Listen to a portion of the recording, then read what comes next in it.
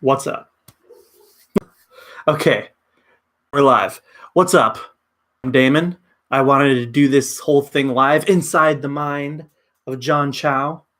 And I wanted to do it live because I found the journals here of John Chau. I'll explain a bit if you don't know who John Chau is, and you should know by now. And I wanted to do like my live reaction to this stuff. And so, first off, John Chau, the guy who went to Sentinel Island, the island off the coast of India, barely off the coast of India, way deep into the ocean, completely remote, with a completely uncontacted tribe. Been contacted a little bit, and the little bit that they have been hostile, and India has understood, leave them alone, even put it in their laws, leave them alone. They got their own thing going. They're a hunter-gatherer tribe of about maybe 50 to 150 people.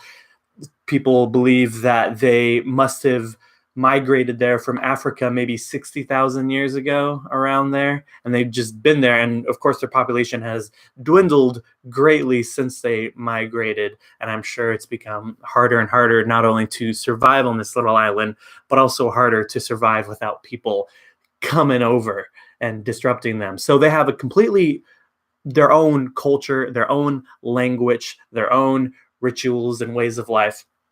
And a man named John Allen Chau, 26 years old, really, it's interesting. Everyone's calling him a missionary, but he's more of like an Instagram travel adventure photographer dude who happens to have a radical Christian faith and who cares about sharing it with the world because he probably comes from a tradition as a graduate from Oral Roberts University, a very famous conservative Christian university named after famous conservative fundamentalist Oral Roberts.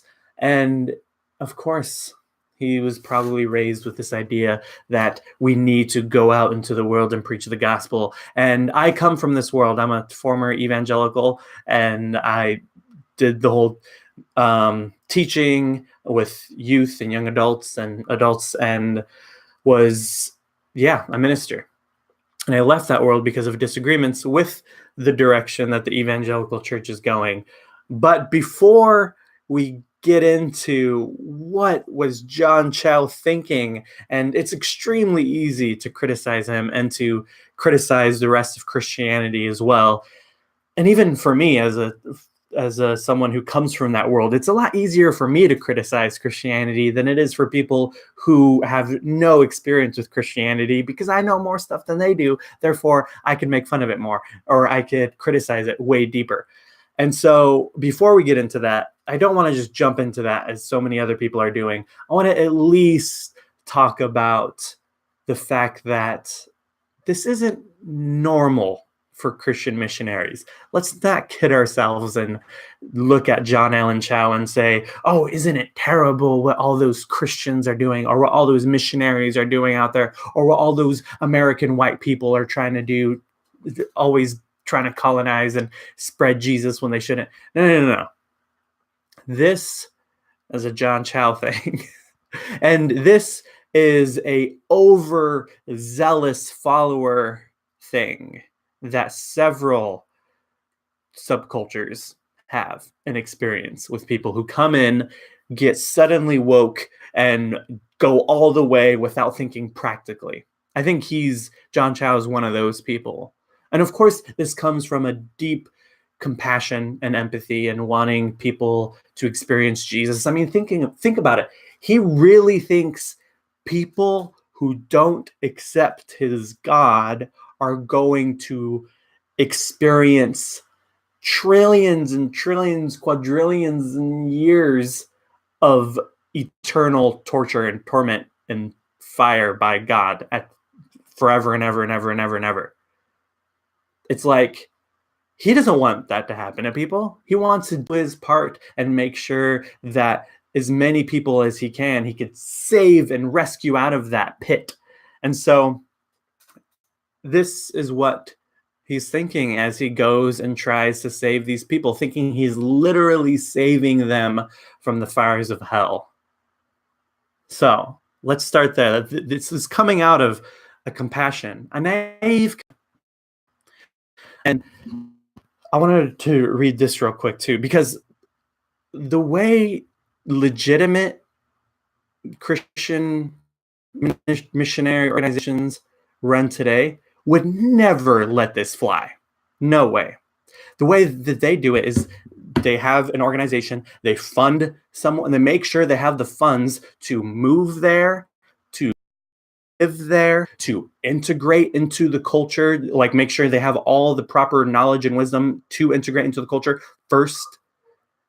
Live there for a while, integrate into the culture for a while, help the people, be a service to the community for a while, and then eventually talk to them about Jesus.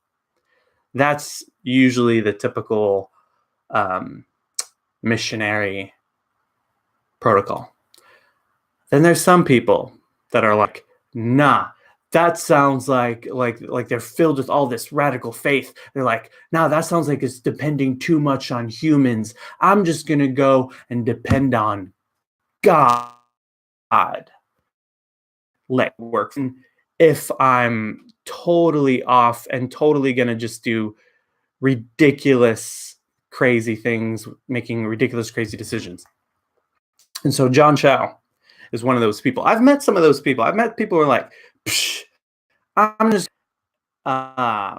some Asian, like it's always either Asia or Africa, and just with nothing, no clothes, no backpack, nothing, and trust God and tell them about Jesus, and then everyone's going to get saved. It's like they read the book of Acts in a strange way.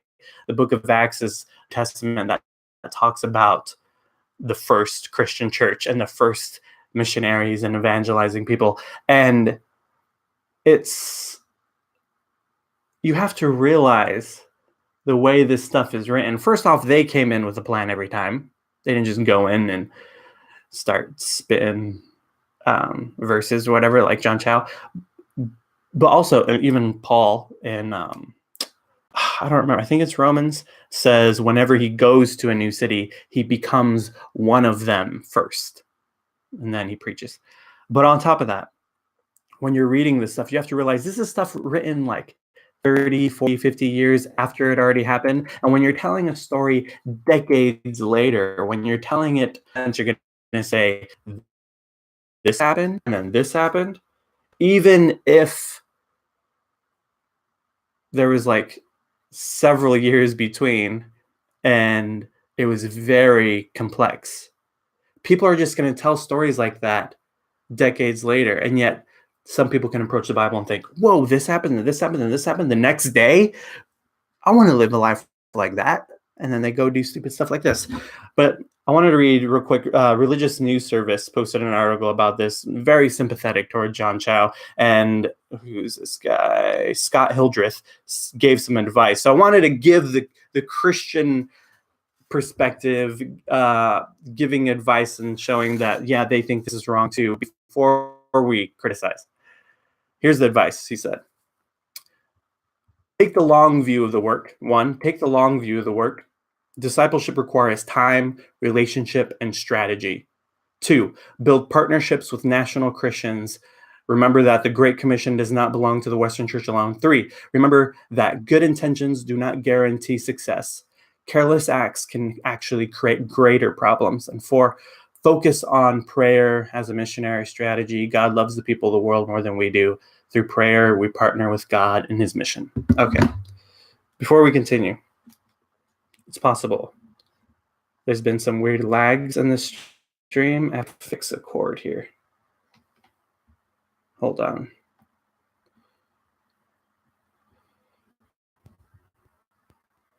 Just a moment.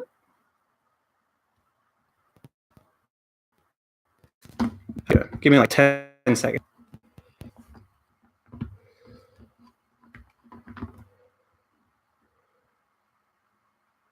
Okay.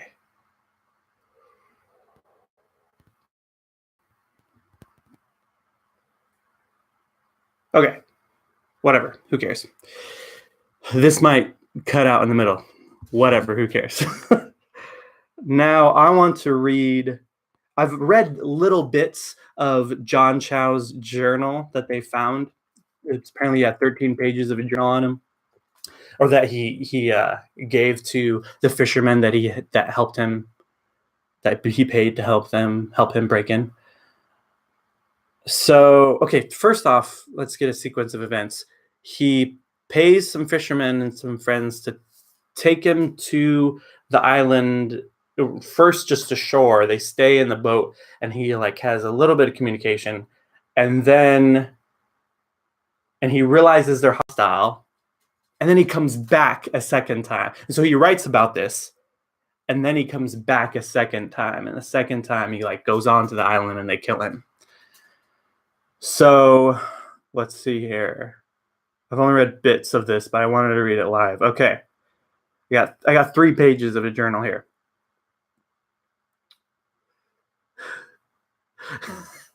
The first line. Well, I've been shot by the Sentinelese.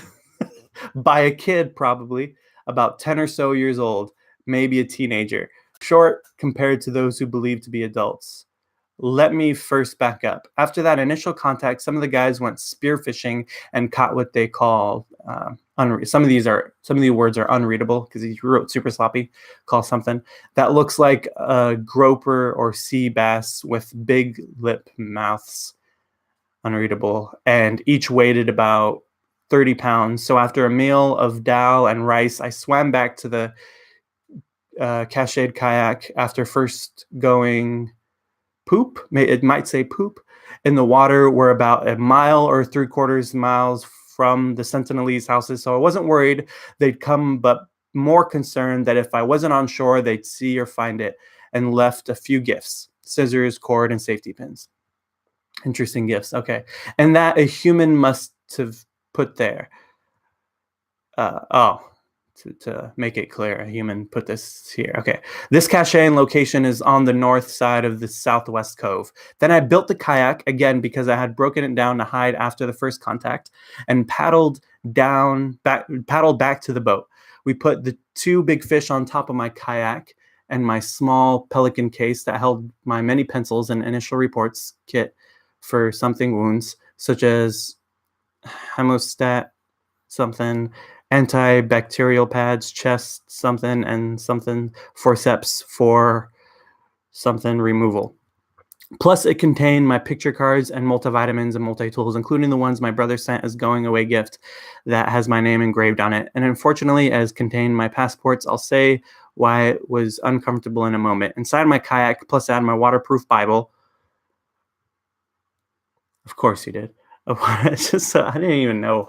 I didn't even know waterproof Bibles existed until I found out about this story. And then he says in parentheses after that, thanks something and something publishing. Shouts out the publisher for his waterproof Bible and some gifts: scissors, tweezers, safety pins, fishing line, and hooks, cordage, and rubber tubing, and my new something. Set off toward the north shore of the cove. I'd seen a dilapidated, that word's hard for me, sorry, shelter, and 2 destroyed dugouts via binoculars. Why was it destroyed? Perhaps death? Then, seeing no one from the water, I waded my kayak through the shallows of the dead coral reef, and I didn't see anyone. I offered some gifts to the fish, and then it just kind of cuts off or becomes unreadable.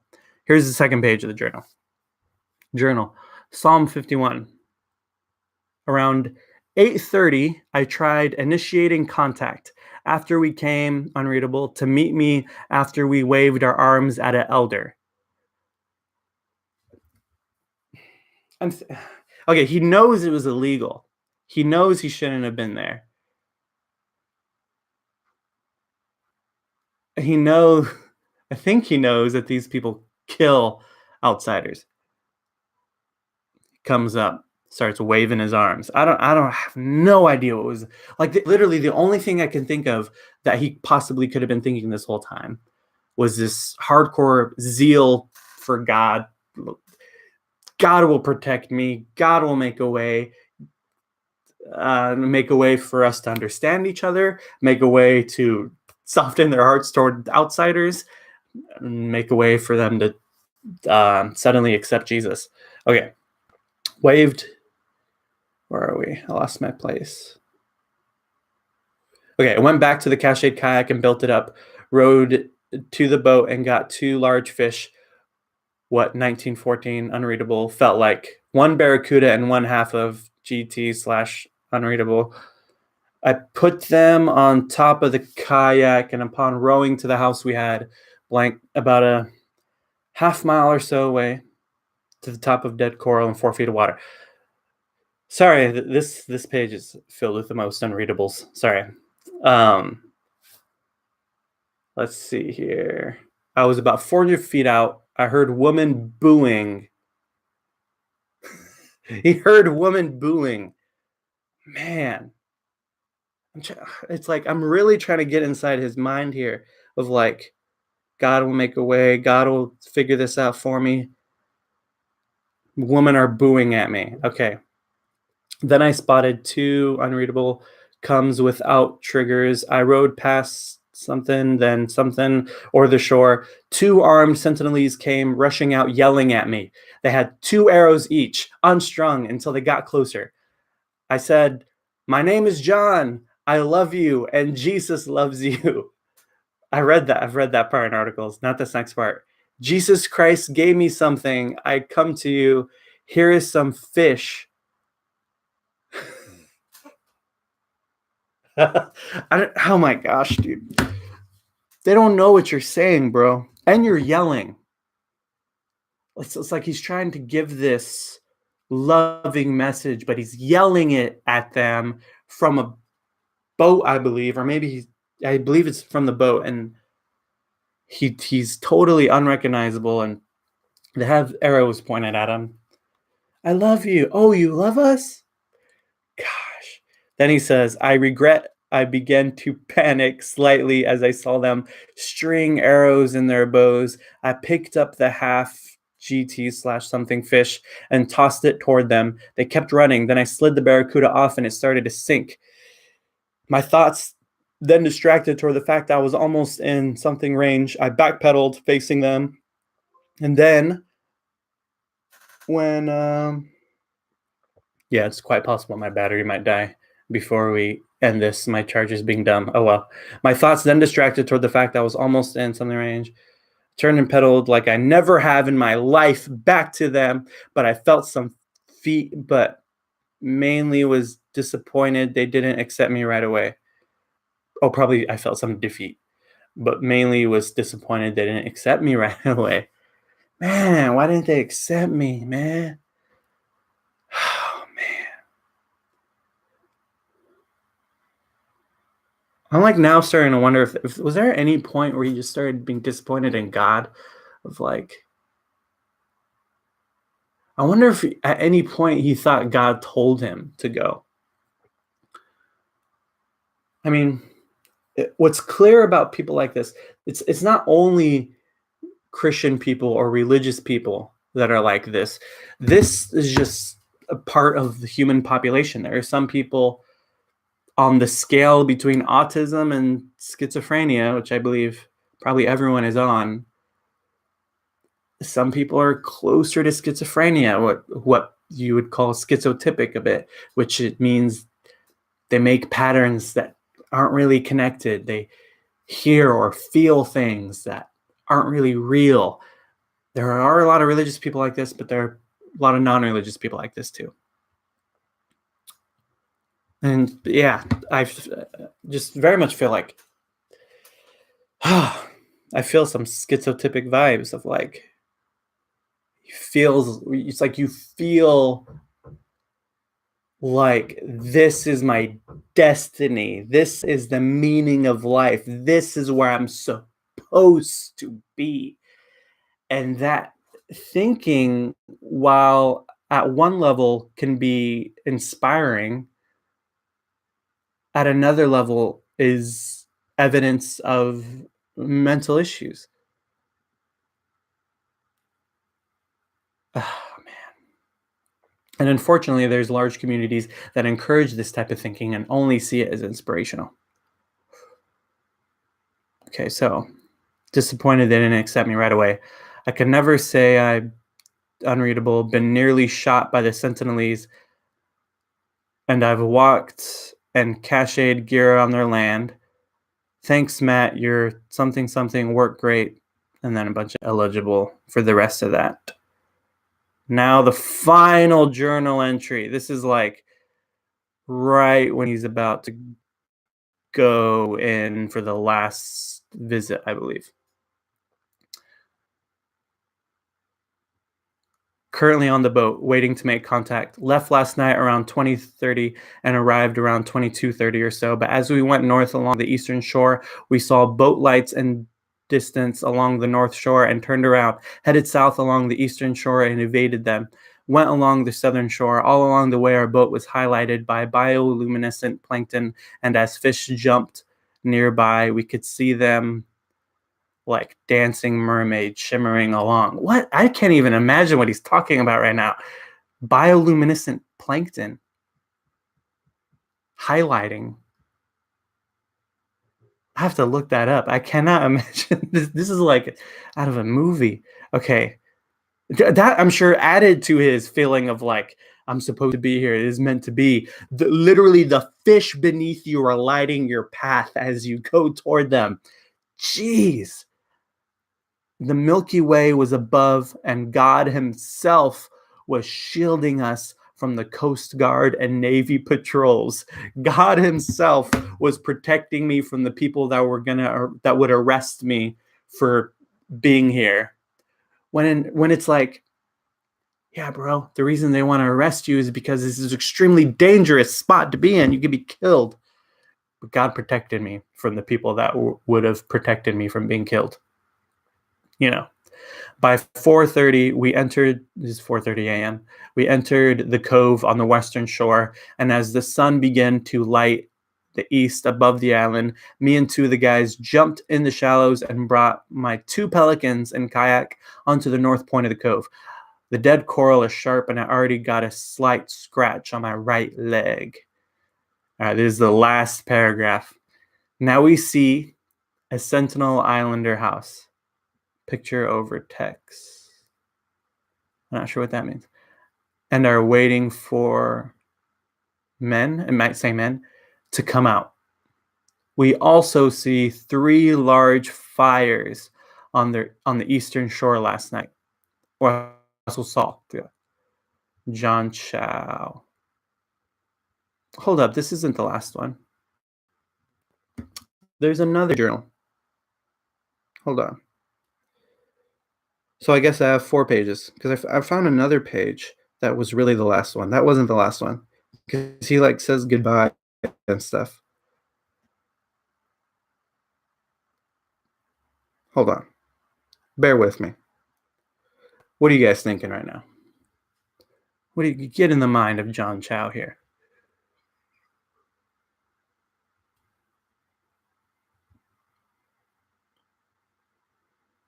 Okay. Nope. Be quiet, computer. Okay. Okay. I've been reading off of transcriptions. I can't find a transcription from this page, so I'm going to literally read his handwriting. I'll skip around. Okay. This is the last page. Brian and May and Mom and Dad. You guys might think I'm crazy and all this, but I think it is worth it to declare Jesus to these people. Please do not be angry at them or at God if I get killed. Rather, please in your lives be obedient to something. Like be obedient to God, basically. He has called you to, and I'll see you again when you pass through the veil.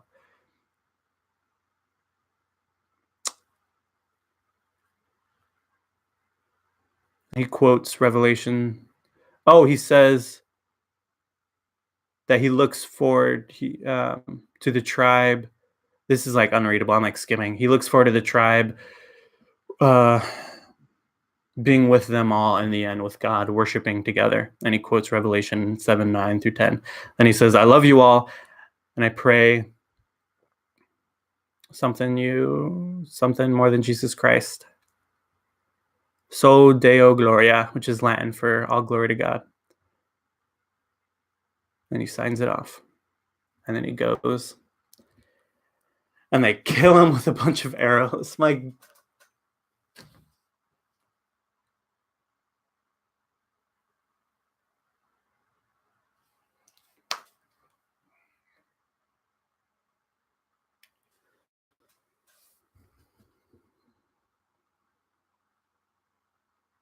I don't even know. It's sad. Like legit, this story, I feel bad because it's like you're not supposed to talk bad about dead people. But I think this is a story that can teach people something.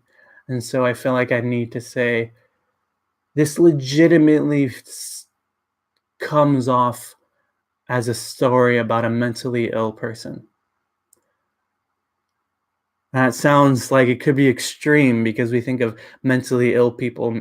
I mean, some of you probably think of mentally ill people as like someone who belongs in an insane asylum, is like literally seeing things that aren't there and going crazy. No. It's like schizotypic stuff. It's like people who are feeling things that aren't there. Not just seeing and hearing things, feeling things that aren't real, making patterns that don't exist, ascribing meaning to events that have no meaning. And when you do this to the extreme, it's a sign of that you need some help, that this isn't normal. And we need more religious communities that teach that behavior is dangerous. And I know that there's plenty of Christians out there who agree and know that behavior is dangerous, but they're afraid to talk about it. Like if you have one-on-one conversations, they'll definitely be like, oh yeah, Christians should stop doing this, stop doing that, stop doing that, because that's clearly not legit and just mental illness. But they don't really talk about it publicly as they should. And I think it's because they're afraid that it'll just result in people thinking the whole thing is fake. If you talk about a large chunk of Christian activity led by God is actually BS, I think people are afraid if we talk about that, that'll lead people to thinking, oh, then all of this God stuff is BS. Well, no. I believe there is a God. I am in a place in my life where I can't say anything necessarily for certain about this God. I believe in Jesus. I believe that the ways of, this might cut off right now, the ways of Jesus